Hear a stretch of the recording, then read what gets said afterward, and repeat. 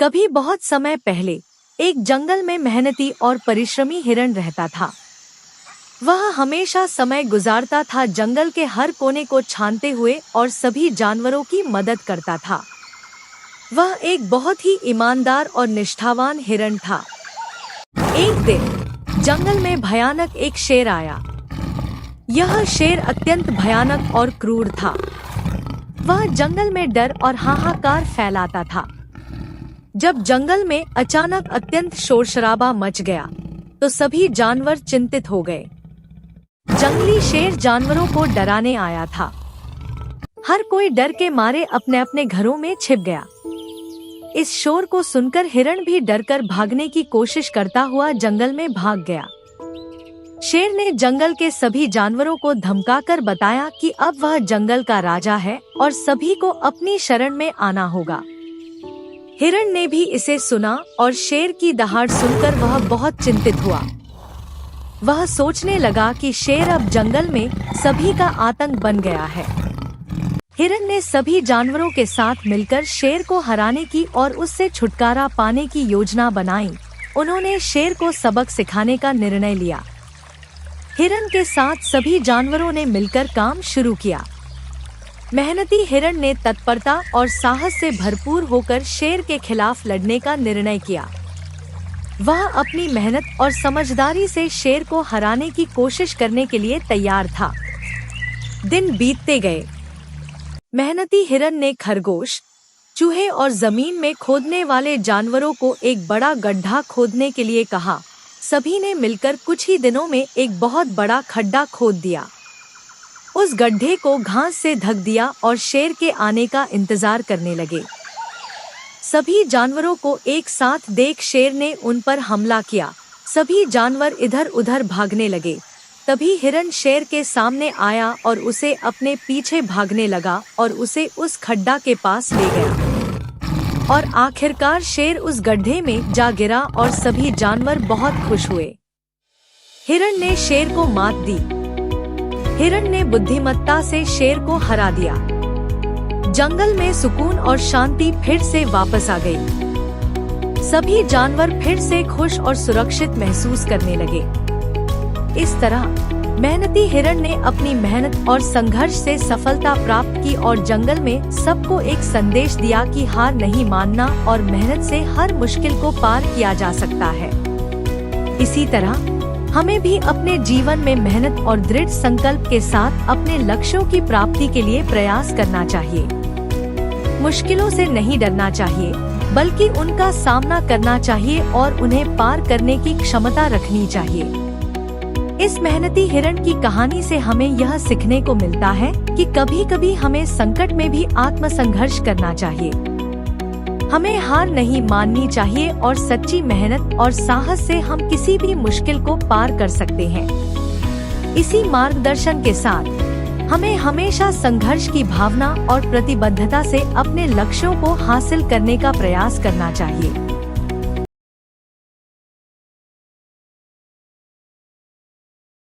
एक कौवा एक वन में रहता था। उसे कोई कष्ट नहीं था और वह अपने जीवन से पूरी तरह संतुष्ट था। एक दिन उड़ते हुए वह एक सरोवर के किनारे पहुंचा। वहां उसने एक उजले सफेद हंस को तैरते हुए देखा। उसे देखकर वह सोचने लगा, यह हंस कितना सौभाग्यशाली है जो इतना सफेद और सुंदर है।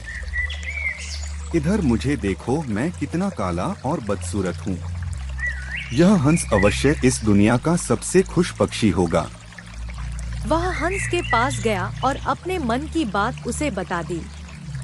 कौवे की बात सुनकर हंस बोला, नहीं मित्र, वास्तव में ऐसा नहीं है।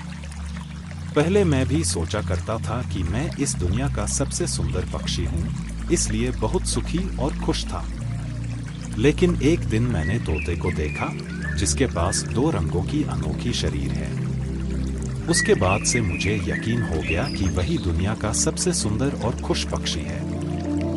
हंस की बात सुनने के बाद कौवा तोते के पास गया और उससे पूछा कि क्या वह दुनिया का सबसे खुश पक्षी है। तोते ने उत्तर दिया, मैं बहुत ही खुशगवार जीवन व्यतीत कर रहा था जब तक मैंने मोर को नहीं देखा था। किंतु अब मुझे लगता है कि मोर से सुंदर तो कोई हो ही नहीं सकता। इसलिए वही दुनिया का सबसे सुखी और खुश पक्षी है। इसके बाद कौवा मोर की खोज में निकला। उड़ते उड़ते वह एक चिड़ियाघर पहुंचा। वहां उसने देखा कि मोर एक पिंजरे में बंद है और उसे देखने के लिए बहुत सारे लोग जमा हैं। सभी मोर की बहुत सराहना कर रहे थे। सबके जाने के बाद कौवा मोर के पास गया और उससे बोला, तुम कितने सौभाग्यशाली हो जो तुम्हारी सुंदरता के कारण हर रोज हजारों लोग तुम्हें देखने आते हैं। मुझे तो लोग अपने आसपास भी भटकने नहीं देते और देखते ही भगा देते हैं। तुम इस दुनिया के सबसे खुश पक्षी हो ना। कौवे की बात सुनकर मोर उदास हो गया। वह बोला, मित्र, मुझे भी अपनी सुंदरता पर बड़ा ही गुमान था। मैं सोचा करता था कि मैं इस दुनिया का, बल्कि इस पूरे ब्रह्मांड का सबसे सुंदर पक्षी हूँ, इसलिए खुश भी बहुत था। लेकिन मेरी यही सुंदरता मेरी शत्रु बन गई है और मैं इस चिड़ियाघर में बंद हूँ। यहाँ आने के बाद इस पूरे चिड़ियाघर का अच्छी तरह मुआयना करने के बाद मैं इस नतीजे पर पहुँचा हूँ कि कौवा ही एक ऐसा पक्षी है जो यहाँ कैद नहीं है। इसलिए पिछले कुछ दिनों से मैं सोचने लगा हूँ कि काश मैं कौवा होता तो कम से कम आजादी से बाहर घूम सकता और तब मैं इस दुनिया का सबसे सुखी और खुश पक्षी होता। इस कहानी से हमने यह सीखा कि हम हमेशा दूसरों को देखकर व्यर्थ ही स्वयं की तुलना उनसे करने लगते हैं और दुखी हो जाते हैं। भगवान ने सबको अलग बनाया है और अलग गुण दिए हैं। हम उसका महत्व नहीं समझते और दुख के चक्र में फंस जाते हैं।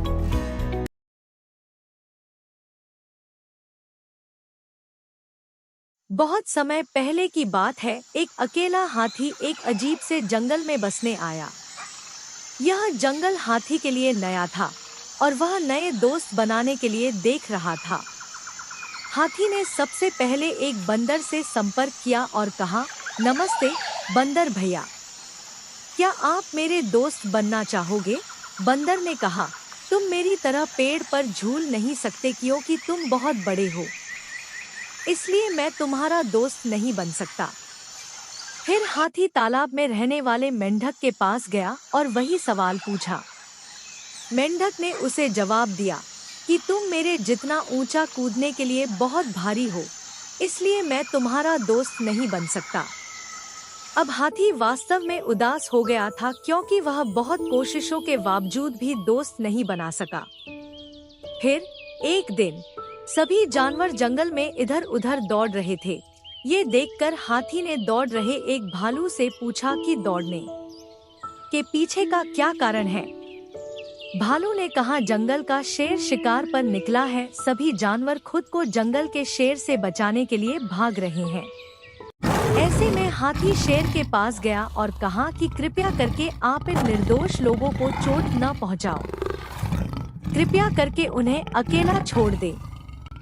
शेर ने हाथी का मजाक उड़ाया और हाथी को एक तरफ चले जाने को कहा। तभी हाथी को गुस्सा आ गया और हाथी ने शेर को सारी ताकत लगाकर धक्का दे दिया, जिससे शेर घायल हो गया और वहां से भाग खड़ा हुआ। अब हाथी और बाकी सभी जानवर धीरे धीरे बाहर आ गए और शेर की हार को लेकर आनंदित होने लगे।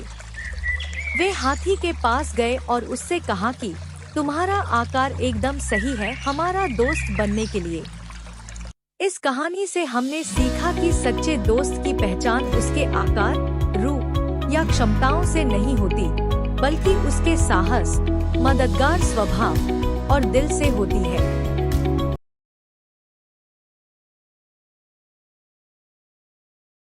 नीता ने एक दिन खेत के बाड़े में फंसे एक छोटे से कौवे के बच्चे को देखा, जो अपनी जान बचाने के प्रयास में बहुत थक चुका था।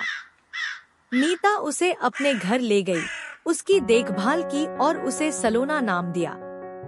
एक साल पहले अपने बच्चे को खो चुकी नीता के लिए सलोना ने उसकी जिंदगी में खुशियां और एक साथी बनकर आ गया।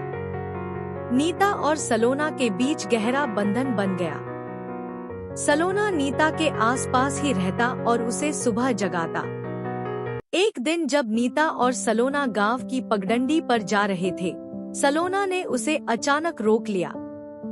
आगे एक विशाल नागनागिन का जोड़ा था। सलोना ने उन पर हमला कर नीता को सुरक्षित रखा। एक और घटना में, जब नीता जंगल की ओर जा रही थी तो जाते समय सलोना ने फिर नीता को रोका। उसने पत्तियां हटाकर दिखाया कि वहां एक गड्ढा था जिसमें गिरकर नीता चोटिल हो सकती थी। नीता ने सलोना को धन्यवाद दिया। दिन बीतते गए और एक दिन नीता की खिड़की के पास एक कौवा आई और सलोना उसके पास चला गया। नीता समझ गई कि वह सलोना की माँ है। माम बेटे का मिलन देखकर नीता उदास हो गई, क्योंकि उसे लगा कि अब सलोना हमेशा के लिए चला गया है। शाम होने लगी और नीता का दिल भारी हो गया, लेकिन शाम को सलोना वापस नीता के पास आ गया। सलोना की माँ ने नीता का धन्यवाद किया और अब तीनों खुशी खुशी साथ रहने लगे। इस कहानी से हमने यह सीखा कि एक अच्छे दोस्त का काम है अपने साथी की सुरक्षा सुनिश्चित करना, चाहे परिस्थितियां कैसी भी हों।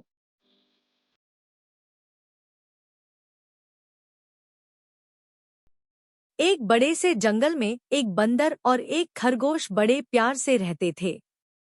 दोनों में इतनी अच्छी दोस्ती थी कि हमेशा एक साथ खेलते और अपना सुख दुख बांटते थे। एक दिन खेलते खेलते बंदर ने कहा, मित्र खरगोश, आज कोई नया खेल खेलते हैं। खरगोश ने पूछा। बताओ, कौन सा खेल खेलने का मन है तुम्हारा? बंदर बोला। आज हम दोनों को आंख मिचोली खेलनी चाहिए। खरगोश हंसते हुए कहने लगा। ठीक है, खेल लेते हैं। बड़ा मजा आएगा। दोनों यह खेल शुरू करने ही वाले थे कि तभी उन्होंने देखा कि जंगल के सारे पशु पक्षी इधर-उधर भाग रहे हैं। बंदर ने फुर्ती दिखाते हुए पास से भाग रही लोमड़ी से पूछा। अरे, ऐसा क्या हो गया है? क्यों सब भाग रहे हैं? लोमड़ी ने जवाब दिया। एक शिकारी जंगल में आया है, इसलिए हम सब अपनी जान बचाकर भाग रहे हैं।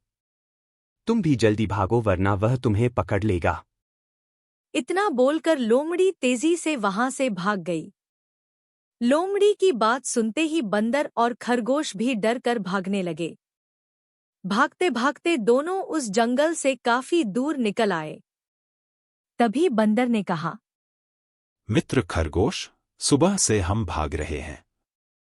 अब शाम हो चुकी है। चलो, थोड़ा आराम कर लेते हैं। मैं थक गया हूं। खरगोश बोला। हाँ, थकान ही नहीं, प्यास भी बहुत लगी है। थोड़ा पानी पी लेते हैं, फिर आराम करेंगे।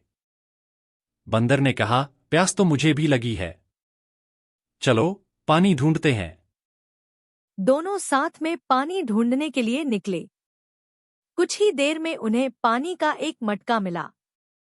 उसमें बहुत कम पानी था। अब खरगोश और बंदर दोनों के मन में हुआ कि अगर इस पानी को मैं पी लूंगा तो मेरा दोस्त प्यासा ही रह जाएगा। अब खरगोश कहने लगा। तुम पानी पी लो, मुझे ज्यादा प्यास नहीं लगी है। तुमने उछलकूद बहुत की है, इसलिए तुम्हें ज्यादा प्यास लगी होगी। फिर बंदर बोला। मित्र, मुझे प्यास नहीं लगी है। तुम पानी पी लो। मुझे पता है तुमको बहुत प्यास लगी है। दोनों इसी तरह बार बार एक दूसरे को पानी पीने के लिए कह रहे थे। पास से ही गुजर रहा हाथी थोड़ी देर के लिए रुका और उनकी बातें सुनने लगा। कुछ देर बाद हंसते हुए हाथी ने पूछा, तुम दोनों पानी क्यों नहीं पी रहे हो? खरगोश ने कहा। देखो न हाथी भाई, मेरे दोस्त को प्यास लगी है, लेकिन वो पानी नहीं पी रहा है। बंदर बोला। नहीं नहीं भाई, खरगोश झूठ बोल रहा है। मुझे प्यास नहीं लगी है।